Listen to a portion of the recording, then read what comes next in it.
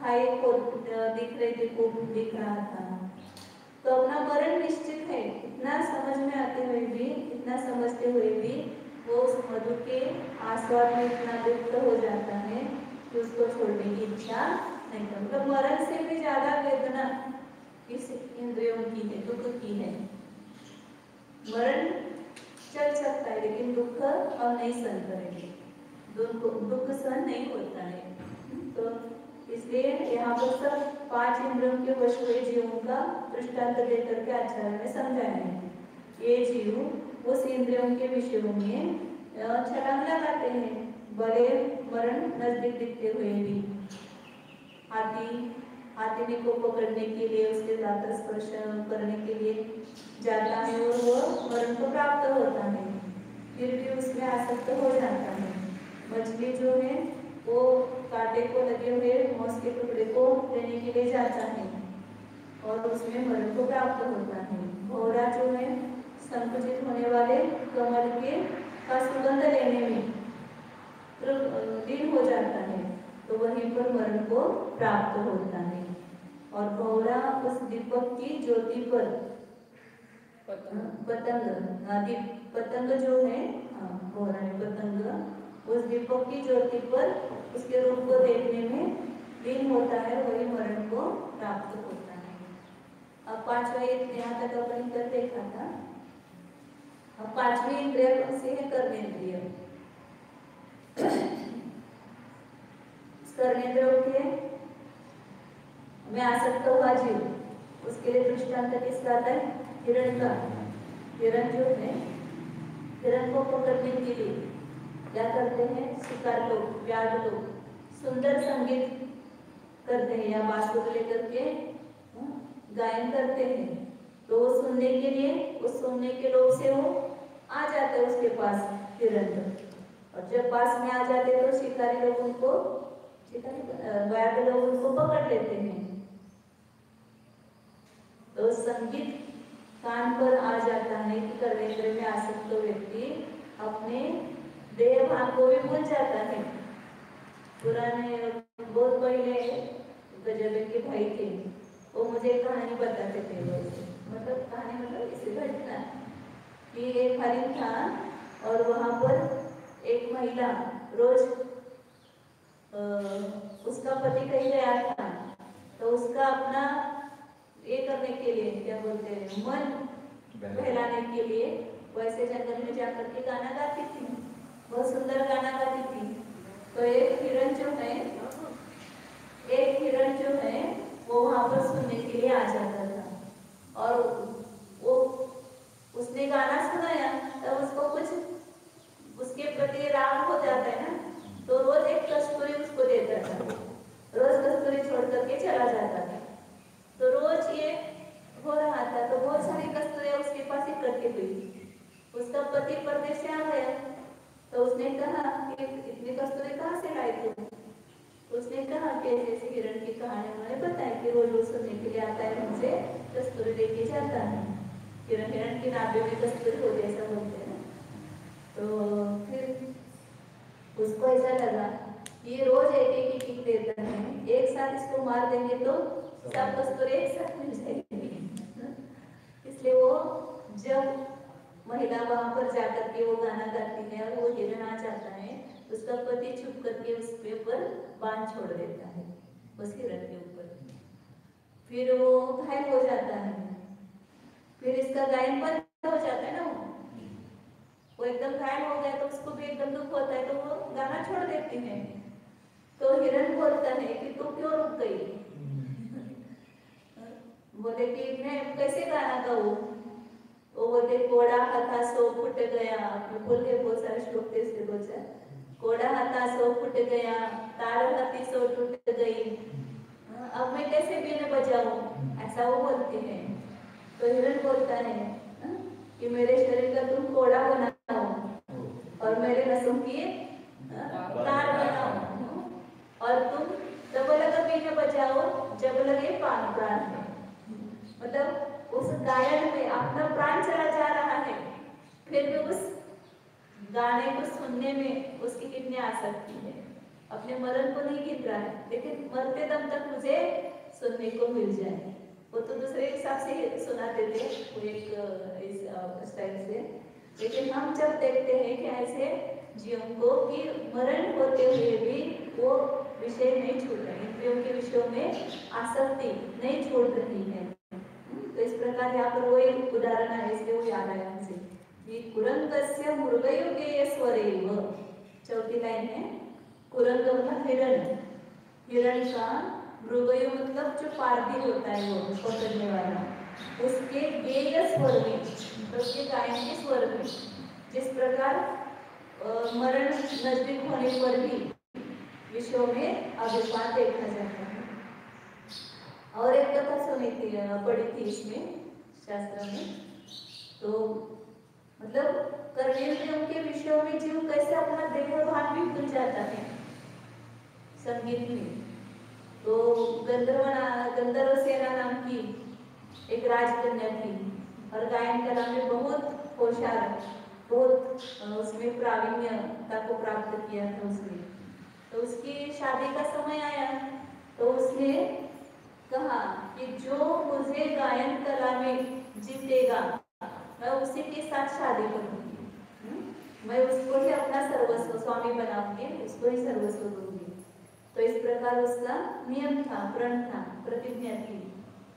तो अब उसके राजा ने सब जगह ऐसे संदेशा भेज दिया कि ऐसे ऐसे इसका ये हुआ है, तो जिसको आना है, जिसको करना है वो आ जाए।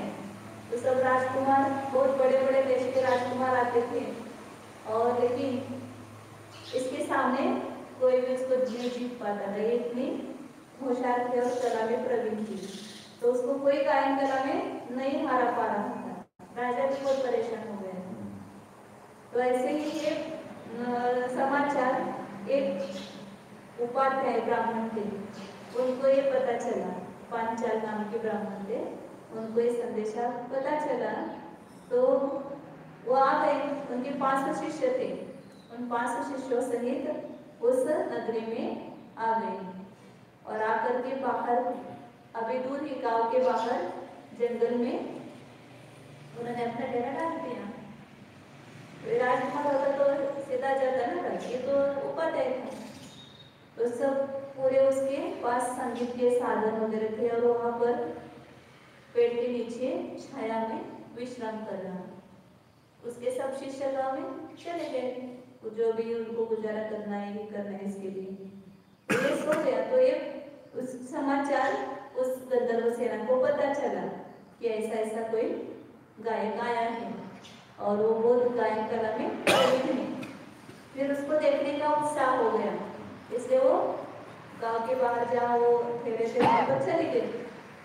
वहां जाकर देखते तो बहुत सारे वाद्य थे और वीणा वगैरह थी, वीणा ही बोलते, वीणा थी। तो उसने पहचान लिया कि बहुत होशियार दिखता है, तो इतने सारे उसके पास नाना प्रकार की वीणाएं हैं। लेकिन जब वो पास नजदीक जाकर देखती है तो उसके मुंह में से लार आ रही थी। उसको देख करके उसको घृणा हो गई, बोले नहीं मैं तो नहीं रहूंगी।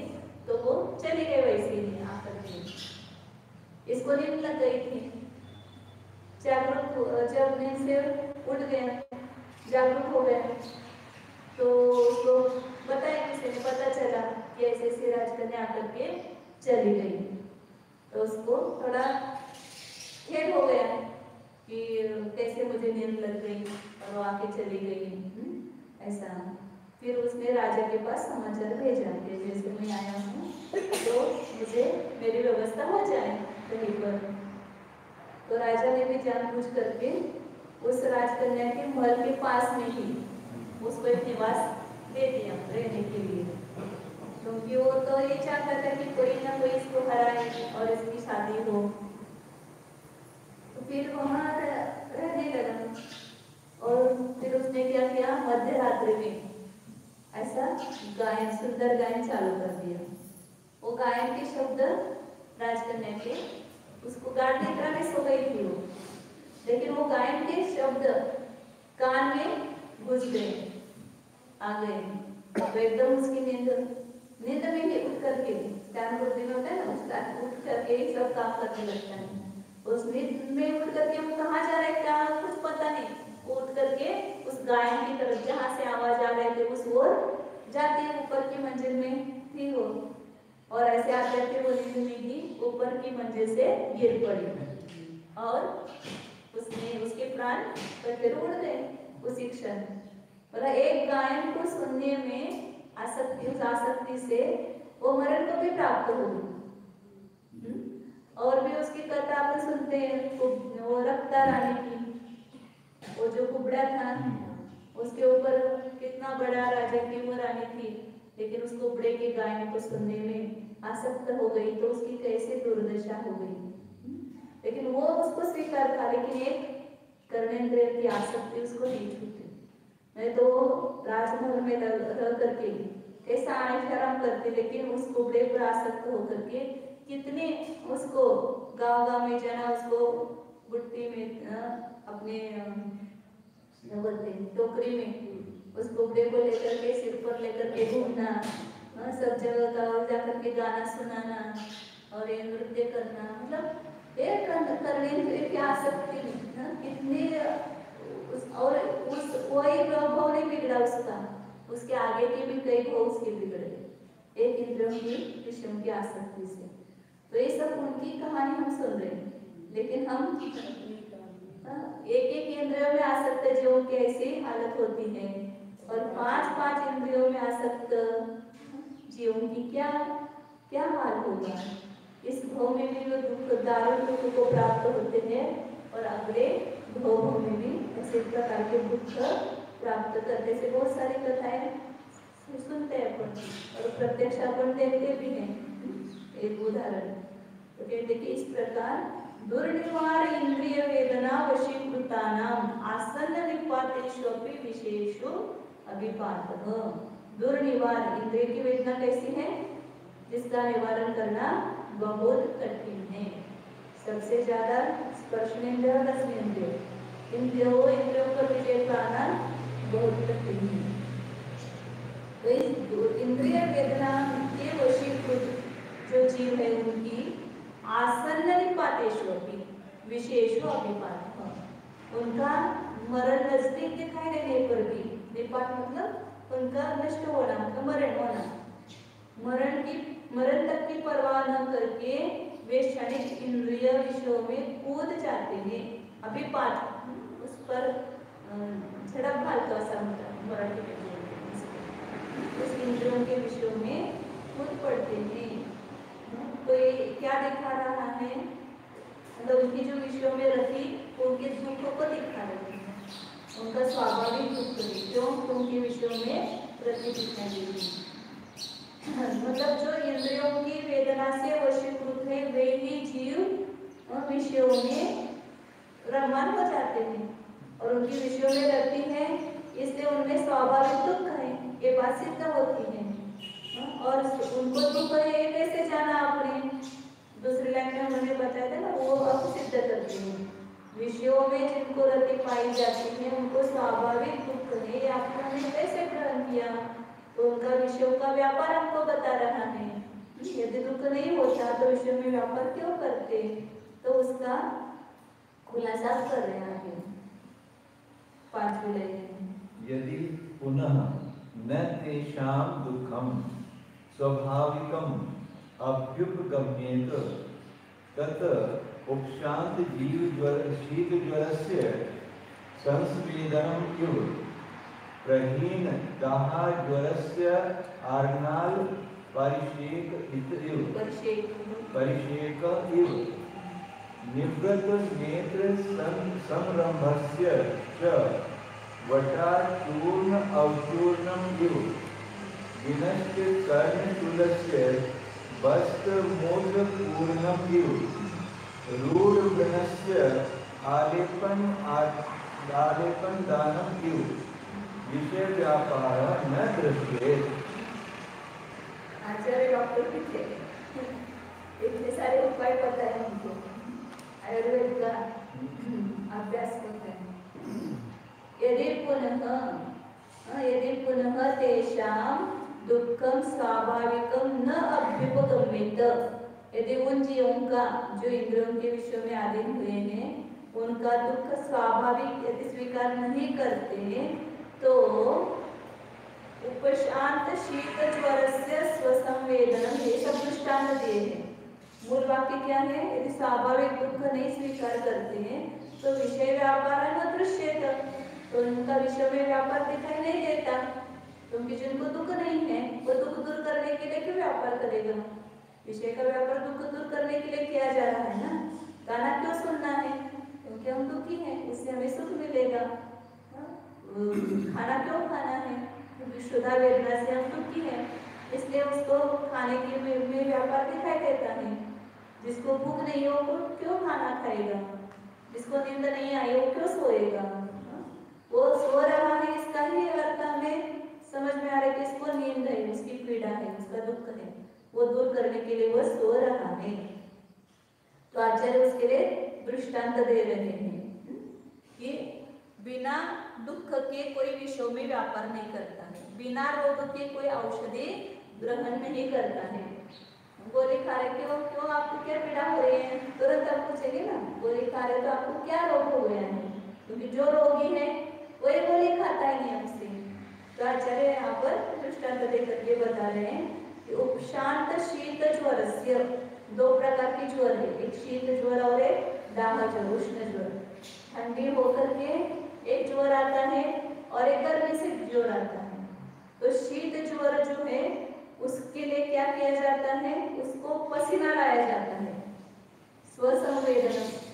पसीना ला करके उसका जब पसीना निकल जाता है तो उसका बुखार उतर जाता है। गोली भी देते हैं ना डॉक्टर, क्रोसिन की गोली खाते ही क्या हो जाता है? पसीना आ जाता है, वो बुखार उतर जाता है। तो पहले तो आयुर्वेदिक उपचार होते थे, अभी भी होते हैं। तो उस आयुर्वेदिक उपचार में उसको ऐसे पसीना लाने के लिए भाप देना या उसके पूरा क्या बोलते हैं उसको पोंछने के ये करते हैं ना, कपड़े से गीले पानी से पोंछते हैं, गरम पानी से उसको पोंछते हैं तो उसके जो रंध्र होते हैं वो खुले हो जाते हैं और पसीना निकल करके बुखार उतर जाता है। गाढ़ पानी से नहीं सेकना, डॉक्टर ने हमको कहा जितना गर्म पानी से आप सेक सकते हो उतने गर्म पानी से सेकते तो पूरा ज्वर उतर जाता है, शीत ज्वर। और उसको एक के ऊपर एक ज्यादा ओढ़ने के लिए डाल देते हैं, अमृत धारा लगा कर भी ओढ़ लेते हैं तो पसीना आ जाता है। वो आचार्य कह रहे कि जिसको शीत ज्वर शांत हुआ है वो पसीना लाने का प्रयत्न करेगा क्या? ये उपचार करेगा क्या? शीत ज्वर ही नहीं है, मुझे पसीना लाने की क्या जरूरत है? इतने ओढ़ करके सोने की जरूरत नहीं है, वो नहीं करेगा। यदि कर रहा है तो उसका शीत ज्वर है। यदि हम मतलब विषय व्यापार क्या बताता है कि वो चीज उसके पास में मौजूद है तो ही वो उपाय करता है। दूसरा होता है कि जो जिसको दाह ज्वर नष्ट हो गया है वह अरणाल परिषेक ही, वो अरणाल का परिषेक मतलब जो चावल की कांजी होती है उसको बोलते हैं अरणाल, उसको उसका सेक दिया जाता है तो जिससे वो दाह ज्वर कम हो जाता है। तांदूल की चावल की ये बना करके उसका सेक देना, इससे वो दाह ज्वर उतर जाता है। हाँ कोटली हमें भी एक उपचार पुणे में दिखाया था ना, उन्होंने एक उपचार दिया था। वो चावल पूरा एकदम से जाना, उसको एकदम नरम नरम नरम ऐसा करना है, उसको कपड़े में पोटली बांधना और एक दूसरा एक औषधि की पानी बनाना और उसको डुबो करके वो सेक देते थे। ऐसा अभी भी करते हैं सब, ऐसा पूरा सेक देने से वो पूरे अंदर के पुनः से ये हो जाते हैं। मतलब इस प्रकार के ये उपचार है। तो जिसका दाह ज्वर मिट गया है वो चावल की जो कांजी है उसका सेक क्यों करेगा? नहीं करेगा। यदि कर रहा है तो उसका दाह ज्वर नहीं मिटा है, ये इससे फलित होता है। तीसरा बताओ ये रोग निवृत्त नेत्र सौरंभस्य च वटाचूर्ण अवचूर्णं इव। वटाचूर्ण शंख इत्यादि का एक चूर्ण होता है, वटाचूर्ण उसका नाम है। तो जिसको नेत्र में कुछ पीड़ा हो गई है, तकलीफ हो रही है, नेत्र सौरभ, संरंभ मतलब व्यग्रता, आंखों में कुछ खराबी है, व्यग्रता है, तो उसमें क्या किया जाता है कि वटाचूर्ण का वो आंजा जाता है, उसमें आंखों में वटाचूर्ण डाला जाता है। तो यदि उसकी नेत्र पीड़ा निवृत्त हो गई है तो वटाचूर्ण का अवचूर्ण क्यों करेगा, वो करता हुआ दिखाई नहीं देता है। जिसको नेत्र में पीड़ा है वही आंखों में दवाई डालता है, आंखों में दवाई डाल रहा है तो समझना है कि उसको आंखों में पीड़ा हो रही है। तीसरा और चौथा बता रहे हैं, विनष्ट कर्णशूलस्य पस्तमूत्र पूर्णम इव।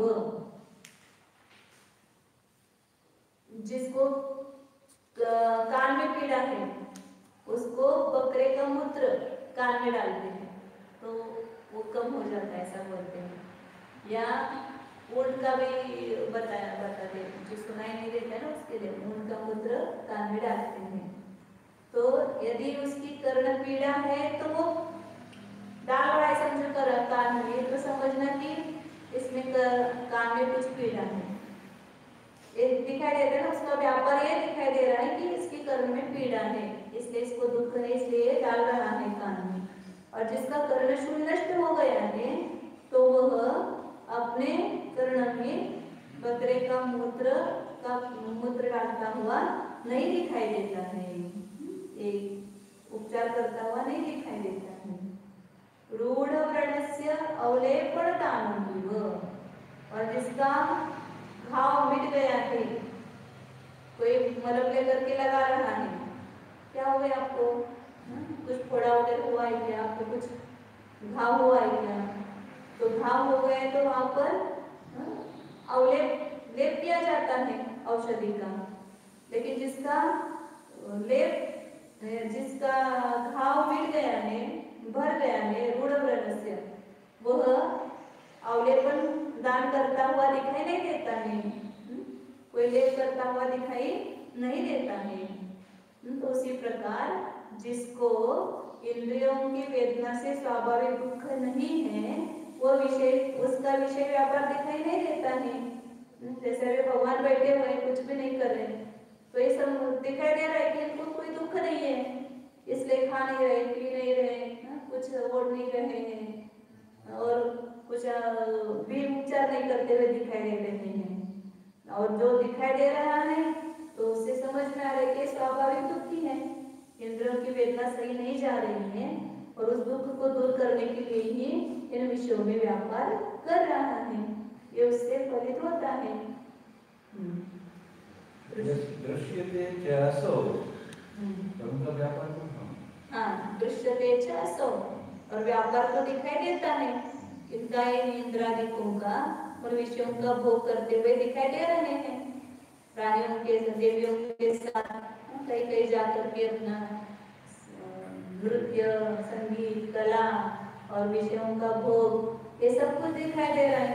तो इसका यह अर्थ ये सुखी नहीं है, इनके विषयों में रति देखी जा रही है तो इनका स्वाभाविक दुख है, ये समझ में आता है। इंद्रियों की वेदना मतलब इच्छा है। हाँ, पीड़ा मतलब ये अब देखने की इच्छा उसी से होती है ना, तो इंद्रिय है उसके अनुसार मोह लगा हुआ है, इसलिए उस विषयों को भोगने की इच्छा होती है। इंद्रियों के द्वारा ज्ञान की प्रवृत्ति हो रहा है ना, इसलिए वो ज्ञान के कारण ही वहां पर वो इच्छा उत्पन्न हो जाती है। ज्ञान के साथ मोह, उससे इच्छा उत्पन्न होती है और ज्ञान के लिए निमित्त कौन है, इंद्रिया, इसलिए इंद्रिय ज्ञान हो रहा है, इसलिए इंद्रियों के विषयों की ही इच्छा हो जाती है। स्वभाव दुख योगिनः एव जीवत इंद्रियाः परोक्ष ज्ञानिनः। आजकल भी होता है ना, जब टीवी को देखते रहते हैं, कोई सीरियल चल रही है और कोई आ जाए तो उसको छोड़ने की इच्छा नहीं होती, उनको ऐसे बोले बेटा कोई तो ऐसा बोलेंगे और तुम उसको देखते रहे। आप भी देखो आप भी देखो, आप भी देखो। मतलब ये दिखाई दे रहा है सब इंद्रियों के विषय में कितनी आसक्ति होती है जीवों की। ततः स्वभावभूत दुख योगिनः, स्वभावभूत दुख से सहित जो है उनकी ऐसे परोक्ष ज्ञानी उनकी जीवित इंद्रियां जीवित है, इनकी इंद्रियां जीवित है, इसलिए ऐसे परोक्ष ज्ञानियों को नियम से दुख स्वाभाविक है। ये कोई कृत्रिम दुख नहीं है, दुख भी स्वाभाविक होता है क्योंकि उनकी इंद्रियों के विषय में रति देखी जा रही है जैसे नाचार्य। अत्र यावत् इंद्रिय व्यापारः तावत् दुःखम् एव इति कथयति।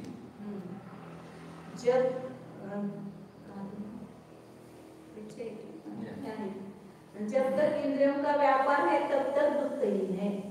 इंद्रियों का व्यापार ही बताता है इस जीव को दुख है, ऐसा कहते हैं। ये शाम निर्विषय अतीन्द्रिय परम आत्म स्वरूप विपरीतेषु विषयेषु रतिः तेषां बहिर्मुख जीवानां निज शुद्ध आत्मद्रव्य संवित्ति समुत्पन्न निरुपाधि पारमार्थिक सुख विपरीतम स्वभावेन एव दुःखम अस्ति इति विजानीहि।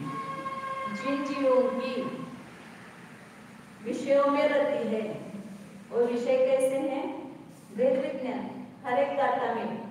और ये जीवों को विषयों में रति भी क्यों है? क्योंकि भेद विज्ञान का अभाव है। जब इसको एक शरीर से और इंद्रियों से भेद विज्ञान हो जाए तो विषयों में रति नहीं पाई जाएगी। तो विषयों में रति होने, विषयों में जो रति है वो कैसी है? निर्विषय अतीन्द्रिय परमात्मा स्वरूप विपरीतेषु। आत्मा कैसा है? निर्विषय, इन स्पर्श रस गंध वर्णादि विषयों से भिन्न रहित। ऐसा जो अतीन्द्रिय स्वरूप परमात्मा है, इस परमात्मा से ये विषय भिन्न है। मतलब जो इंद्रियों के विषयों में आसक्त है उन जीवों को दिखा रहे कि जिसमें तुम आसक्त हो रहे हो तुम्हारे स्वभाव से विपरीत है, ये तुम्हारे शत्रु है। इंद्रियों को क्या कहा है? शत्रु है, यही तेरे शत्रु है। उसमें सप रस पस चाहे, रस नाहु रस चाहे, घ्राण चाहे नहीं न को, ये तेरे शत्रु। उसको मंगले दिया है। ये मतलब एक इंद्रिया अपने अपने विषयों को चाहते हैं और इस जीव को चैन नहीं पड़ने देते हैं। तो इंद्रिय कौन है? शत्रु है। इसलिए शत्रुओं को जीतना अपना कर्तव्य है। जब शत्रु लगेंगे तो हम जीतेंगे। जो शत्रु ही नहीं लग रहा है, मित्र लग रहा है, तो उसको कैसे नष्ट करेंगे? उसको कैसे दूर करेंगे? जब इस जीव को भेद विज्ञान होगा और एक इंद्रिया अपने से भिन्न भाषित होगी, ये इंद्रिया तो मैं नहीं हूँ, ये तो मैं तो कैसा हूँ? निर्विशेष शुद्धात्मा हूँ, परमात्मा तत्व हूँ। तब ये सब इंद्रिया उसको अपनी विरोधी दिखाई देगी। ये तो मुझे अपने स्वरूप से दूर ले जा रही है। जो अपने घर से दूर ले जाता है, कौन ले जाता है उनको अपने घर से दूर? डाकू आदि ले जाते हैं ना। जो अपने मित्र है, जो अपने आपदेश है, वे अपने को दूर नहीं ले जाते हैं। वे इंद्रिया अपने को इस भवन में दूर ले जा रही हैं। तो इसलिए कैसी है? इस परमात्मा स्वरूप से विपरीत है, विरोधी पार्टी अपनी विशेष रति है। ऐसे विषयों में जो जिनकी रति है, तेषाम उन जीवों को जो शत्रु के अधीन है वो सुखी रहेगा क्या कभी? जो शत्रु के अधीन है उसको तो दुख ही होगा। बहिर्मुख जीवानाम, उन बहिर्मुख जीवों को अपने आत्मा से जो बाहर है उसको बहिर्मुख कहते हैं।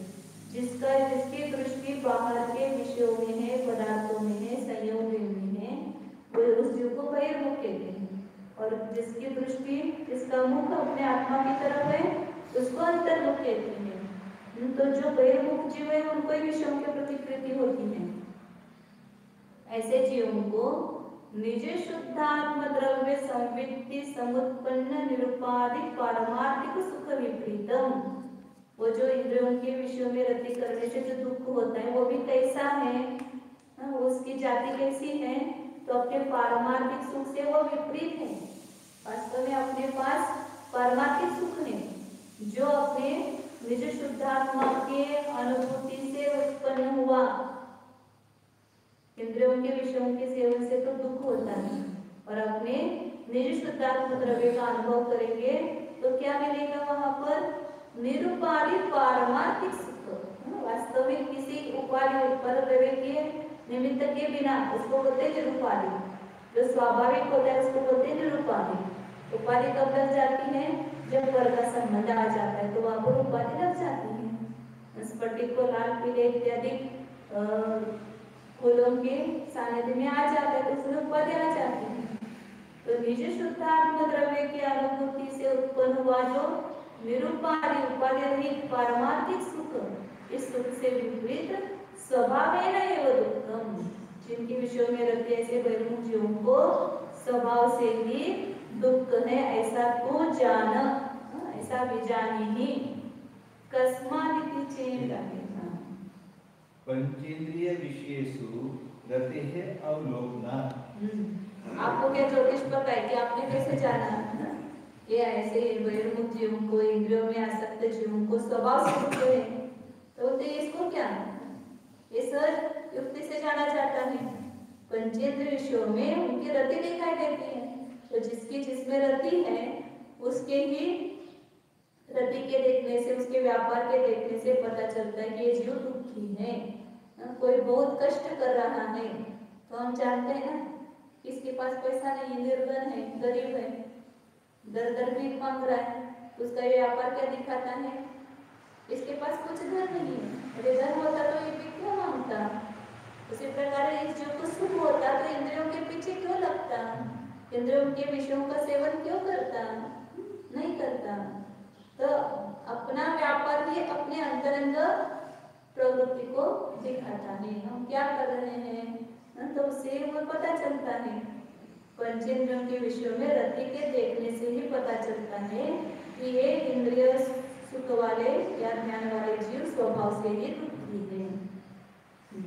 यदि तद्दुःखं स्वभावे नास्ति स्फुटं तर्हि विषयार्थं व्यापारः नास्ति न घटते। तर्हि विषयों के लिए व्यापार नास्ति न घटते। यदि उनको स्वाभाविक दुख नहीं होता तो विषयों के लिए व्यापार नहीं करते। आप देखते ना अपन कि मतलब इस असमान जाति पर्यारूप शरीर में जिनके अवंकुची है, शरीर के में ही जो मग्न है वे क्या करते हैं? जिनको अपने चैतन्य आत्म तत्व पर श्रद्धा नहीं है, मैं चैतन्य मात्र हूँ ऐसा श्रद्धा नहीं है, और इस शरीर में ही मग्न है, वे ही जीव इस शरीर को सजाते हुए दिखाई देते हैं। शरीर को कौन सजाता है? अंदर की सुंदरता को नहीं जानता है, वो बाहर सुंदर बनना चाहता है, बाहर की सुंदरता को सुंदरता मान रहा है तो उसने अंतर की सौंदर्य को नहीं देखा है, ये पता चलता है। शरीर को कितना भी सजाओ धजाओ, ये क्या करने वाला है? धोखा देने वाला है ना। तो इस शरीर के लिए कितना पाप कर रहे हो? एक शरीर को सजाने के लिए कितना अपना समय भी बर्बाद, कितना हिंसादिक दोष भी लगा रहे हैं। तो ये अपना विषय व्यापार ये बता रहा है कि हमारे शरीर में आसक्ति है और उसके कारण हम दुखी है, और इसलिए उसका उपचार कर रहे हैं। लेकिन ये वास्तविक उपचार नहीं, ये भी पता नहीं चल रहा है। दुख तो हो रहा है लेकिन उस दुख का वो उपाय है क्या? उसका उस विश्व में व्यापार करना, दुख दूर करने का उपाय वो नहीं है। लेकिन हमारा वही व्यापार चल रहा है। जिन्होंने उस व्यापार को छोड़ दिया वे सुखी हो गए, इंद्रियों के विषयों का व्यापार छोड़ दिया, संयम धारण कर लिया, इंद्रिय संयम। मुनिराजों के पास दो प्रकार का संयम है, इंद्रिय संयम और प्राणी संयम। इंद्रिय संयम करते मतलब अपने इंद्रियों को वश करने का, कम से कम ये स्वाध्याय ध्यान आदि की सिद्धि के लिए एक बार इसको खाना खिलाते हैं, वो भी भूख की वेदना सहन नहीं होती है, और भूख की वेदना में साधना नहीं होती है, इसलिए उसको गड्ढा भरने के लिए देते हैं। लेकिन उसमें आसक्ति उन्होंने कम की है। और जब भगवान को देखते हैं, जयेंद्र भगवान को, उनका तो बिल्कुल भी व्यापार बाहर का छोड़ दिया है, पूर्णतः अपने आत्मस्वरूप में स्थित है। तो जिन्होंने अपने इंद्रियों को वश करके अपने आत्मा पर विजय प्राप्त की है, वे इस दुख से छूट गए हैं। इस दुख से हम कब छूटेंगे? इंद्रियों की पीड़ा हो रही तो देते रहो, तो दुख मिटेगा कि नहीं मिटेगा? इंद्रियों की पीड़ा हो रही है वो सही है, लेकिन उस इंद्रियों की पीड़ा को दूर करने के लिए विषयों का व्यापार करना, ये उपचार हमने जो अनादिकाल से कर रखा है, वो उसका सही उपचार नहीं है, वो सही इलाज नहीं है। इसलिए कहते हैं ना, कभी रोग होता है, डॉक्टर के पास हम बहुत देर तक दवाई लेते हैं और जब ठीक नहीं होता है तो क्या करते हैं? क्या करते हैं? डॉक्टर बदल देते हैं। गांव के डॉक्टर के पास नहीं होता है तो शहर के डॉक्टर के पास चलो, उनकी भी दवाई लेकर के देखिए बहुत दिन तक, लेकिन उससे भी ठीक नहीं हो रहा है। फिर बड़े शहर में जाओ, बम्बई जाओ, कलकत्ता जाओ, फॉरेन जाओ, कहीं कहीं अन्य डॉक्टर को। मतलब हम बाहर के शरीर के रोग को ठीक करने के लिए तो मरते दम तक पुरुषार्थ करते रहते हैं, ये ठीक होना ही चाहिए। क्यों नहीं ठीक होता है? सतत कुछ ना कुछ उपचार चालू ही रहेगा, डॉक्टर बदलेंगे, दवाई बदलेंगे, सब बदलेंगे, लेकिन अनादिकाल से लेकर के हम इस इंद्रियों की पीड़ा दूर करने के लिए जो उपचार कर रहे हैं, उससे हमारी पीड़ा नहीं मिट रही है, तो कभी डॉक्टर बदला नहीं, कभी दवाई बदली नहीं, इससे नहीं ठीक हुआ तो देखते बदल करके, तो अभी बदलो डॉक्टर, उस डॉक्टर को छोड़ करके इंद्रियों की जो विषयों का व्यापार या विषय रूपी जो दवाई है उसको छोड़ करके अब हम जो बता रहे दवाई वो लेकर के देखो। कौन सी दवाई को? इस शरीर से भिन्नता की भावना करो, इस इंद्रियों से अपने को अपना भेद विज्ञान करो, इंद्रियों पर विजय प्राप्त करो। कैसे प्राप्त करना? ये इंद्रियां मेरी नहीं है, ये इंद्रियां उद्गल में है, शरीर के अवयव है, और भावेंद्रिया भी मेरी नहीं है। इस इंद्रियों से भिन्न मैं एक चैतन्य स्वरूप अतीन्द्रिय आत्मा हूँ, और उस अतीन्द्रिय निज परमात्मा की साधना करके देखो कि कैसी इंद्रियों की पीड़ा हमारी दूर होती जा रही है। आप जितना जितना उसमें डाल रहे हैं ना, उतनी उतनी वो ज्यादा बढ़ रही है। जैसे जैसे घी में अग्नि में घी डालते हैं तो अग्नि बढ़ती जाती है, ऐसे हमारे विषयों की चाह जितना दो उतना बढ़ेगा। उसको देना बंद करो और अपने स्वरूप को का चिंतन करो, तो ये सब रोग मिटेगा। इसलिए आचार्य कह रहे हैं कि यदि उनको स्वाभाविक दुख नहीं होता तो उनका विषयों के लिए व्यापार नहीं होता, नास्ति न बदते। आगे व्याधिस्थानाम् औषधेषु एव विषयार्थं व्यापारः दृश्यते चेत् तत एव ध्यायते दुःखम् अस्ति इति अभिप्रायः। जिस प्रकार रोग में स्थित आदमी, मतलब रोग व्याधिस्थ जीव औषधियों में व्यापार करता दिखाई देता है, ऊपर सब उदाहरण है, जिसको रोग है वो औषधि लेता हुआ दिखाई देता है, रोग नहीं होता तो औषधि अपन उसका भी देखते हैं ना, डॉक्टर के पास 15 दिन की औषधि लाते हैं और 5-6 दिन में ठीक हो जाते बीमारी, तो सब औषधि वैसी पड़ी रहती है। हम तो हर 6-6 महीना 1 साल इतनी दवाई इकट्ठा करके देते थे, बूंद के लिए उनके लिए लाते थे तो दवाई। क्यों? क्योंकि तो ठीक होगा, दवाई की क्या जरूरत है? जब कुछ तकलीफ हो रही है तभी दवाई ली जाती है, और तकलीफ ठीक होने पर दवाई लेने के भी भाव नहीं होते हैं। तो विषयों का सेवन कर रहा है, क्यों कर रहा है? तो उसको ये पीड़ा हो रही है। व्याधि स्थानम औषधिषु, जिस प्रकार रोगी ही औषधियों में व्यापार करता हुआ दिखाई देता है, उसी प्रकार जो इंद्रिय ज्ञान से पीड़ित है वे जो विषयों के लिए व्यापार करते हुए दिखाई देते हैं, और दिखाई देते हैं तो उसी से जाना जाता है इनको दुख है, दुखम अस्ति। हम दुखी है इतना तो पहले स्वीकार करो। क्यों दुखी है? क्योंकि इंद्रियों की पीड़ा हो रही है, और उसके लिए उपचार क्या करना है? तो धीरे दवाई रोग ठीक होगा तो विषय देना उसका उपचार नहीं है। जितने जितने विषय देंगे उतने उतने ये रोग बढ़ता ही जाएगा। तो इसको रोग को ठीक करने के लिए उपचार जिनेंद्र भगवान के पास है। बिना वचनम मोसमिनम विषय सुख विरयणम, विषय सुख का विरेचन करने वाला कौन है? ये जिनेंद्र भगवान के वचन है। इस वचन का सेवन करो। ये सब अपने आप विषयों के प्रति सुख बुद्धि छूट जाएगी। विषयों के प्रति सुख बुद्धि क्यों है? क्योंकि हमने इसको सुख माना है। विषय सेवन थोड़ी आकुलता हुई ना, उसका सेवन करने से थोड़ी आकुलता मिट गई, तुरंत लगने लगता है कि नहीं हाँ इसी से थोड़ा सुख का थोड़ा विषयों का सेवन करने से हमारा दुख मिटा, तो और ज्यादा विषयों का सेवन करने से सब दुख मिट जाएगा, ऐसा भ्रम पैदा हो गया।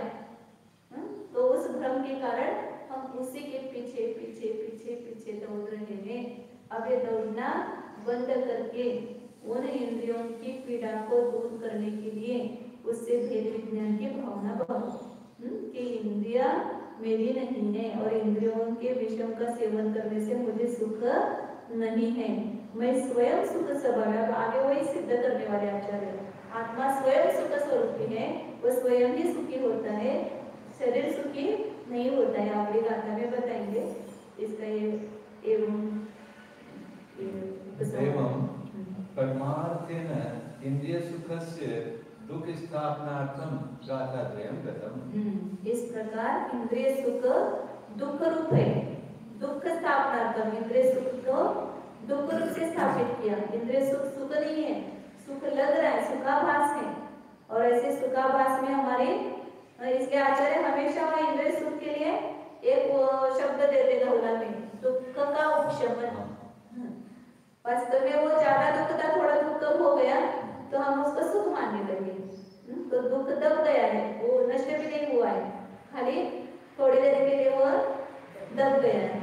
तो इस प्रकार इंद्रिय सुख दुख है, उसकी दुख रूप से स्थापना करने के लिए दो गाथाएं आचार्य ने बताई। अभी भी आगे और 10-11 गाथा में इसको बताने वाले इंद्रिय सुख सुख नहीं है, ये सिद्ध करेंगे। इतना कहेंगे तो भी हम मानने के लिए तैयार है क्या? थोड़ा थोड़ा दवाई दे लो हमारी, तो सब रोग ठीक हो जाएगा।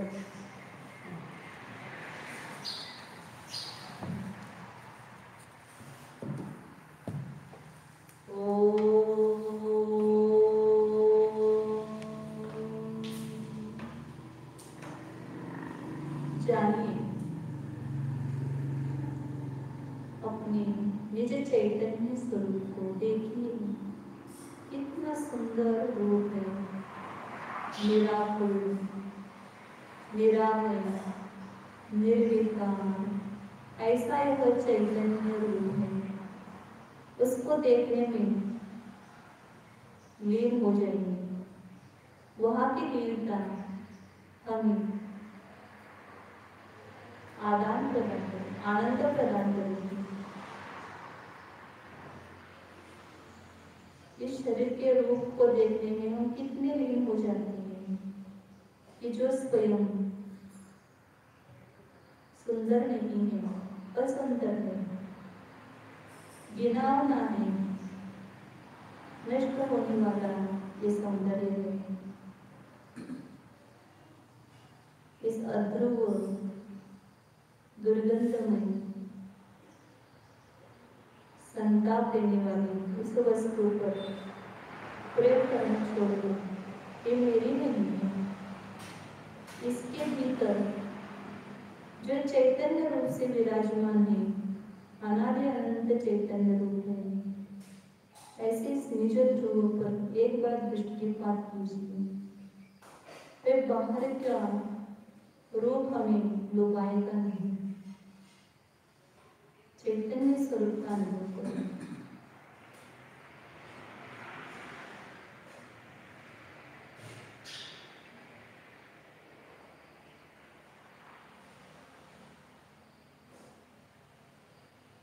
चैतन्य रूप ही त्रिलोक में सुंदर है, यही अविनाशी ध्रुव है।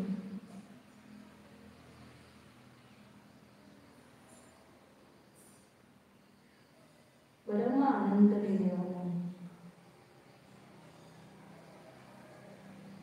शुद्ध चैतन्य स्वरूप ज्ञानानंद स्वरूप संकोटिरनायक स्वरूप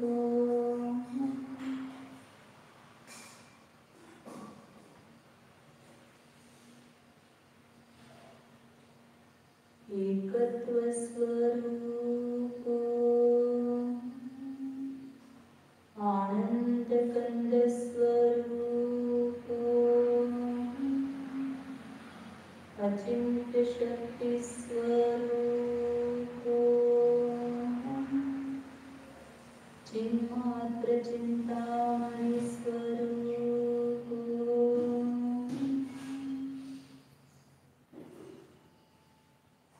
दिव्य स्वरूप शुद्ध एको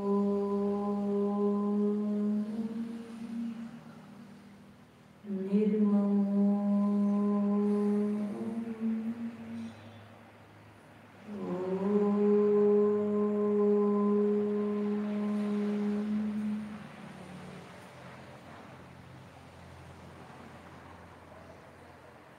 इस